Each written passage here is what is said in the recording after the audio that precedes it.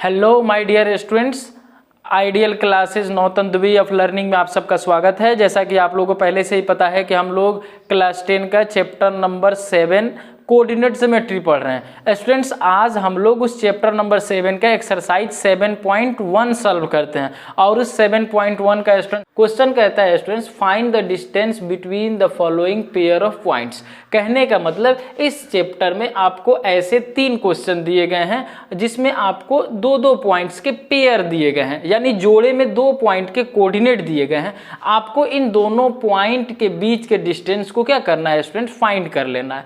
तो उसके लिए स्टूडेंट्स हम लोग क्या करते हैं कि इस पॉइंट के को मान लेते हैं कि ये वाला ये पॉइंट है जिसका कोऑर्डिनेट क्या है हमारे पास 2, 3 है, और हम मान लेते हैं एक पॉइंट हमारा यहाँ पर है जिसका कोऑर्डिनेट हमारा क्या है 4, 1 है। अब स्टूडेंट्स हम लोग इनका कुछ नाम भी दे देते हैं। स्टूडेंट्स इस पॉइंट को हम लोग ए मान लेते हैं और इस पॉइंट को स्टूडेंट्स हम लोग बी मान लेते हैं। तो हमें अगर इन दोनों पॉइंट के बीच का डिस्टेंस फाइंड करना है, कहने का मतलब हमें ए बी को क्या करना है स्टूडेंट, फाइंड करना है। तो आपको पता है कि अगर हमें 2 बिंदुओं के बीच की दूरी को स्टूडेंट्स अगर ज्ञात करनी हो तो हम लोग किसका यूज करते हैं स्टूडेंट, तो दूरी सूत्र का यानी डिस्टेंस फॉर्मूला का यूज करते हैं। तो डिस्टेंस फॉर्मूला हमारे पास क्या होता है स्टूडेंट्स, √x2 - x1 का whole square plus y2 - y1 का होल स्क्वायर, यही ना फॉर्मूला होता है स्टूडेंट। अब इस फॉर्मूला को अप्लाई करने से पहले हम लोग जिन 2 बिंदुओं के बीच की दूरी को ज्ञात करते हैं उन दोनों बिंदुओं में से किसी एक बिंदु के निर्देशांक यानी कोऑर्डिनेट को x1 y1 और किसी दूसरे को हम लोग x2 y2 मान लेते हैं। तो चलिए हम लोग इसको मान लेते हैं x1 y1 और इसको मान लेते हैं हम लोग x2 और y2। अब सिंपल क्या करना है, इनके वैल्यू को हमें इसमें क्या करना है स्टूडेंट्स, पुट कर देना है।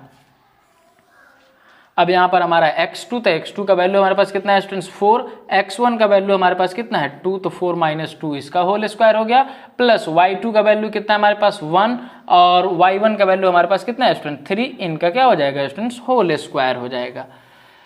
अब स्टूडेंट्स यहाँ पर 4 - 2 का होल स्क्वायर है तो इसको सॉल्व कीजिएगा तो आपको मिल जाएगा 2 का स्क्वायर, इसको सॉल्व कीजिएगा तो आपको मिल जाएगा -2 का स्क्वायर। स्टूडेंट्स आप इन दोनों को सॉल्व कीजिए, यहाँ पर भी आपको 4 मिलेगा, यहाँ पर भी आपको 4 मिल जाएगा, टोटल कीजिएगा स्टूडेंट्स तो आपको मिल जाएगा √8। हम लोग आगे इसको सॉल्व करते हैं तो हम लोग इसको आसानी से 2√2 और यूनिट लिख सकते हैं। स्टूडेंट्स यही होगा उस ए और बी पॉइंट के बीच का डिस्टेंस जो कितना होगा 2√2 यूनिट।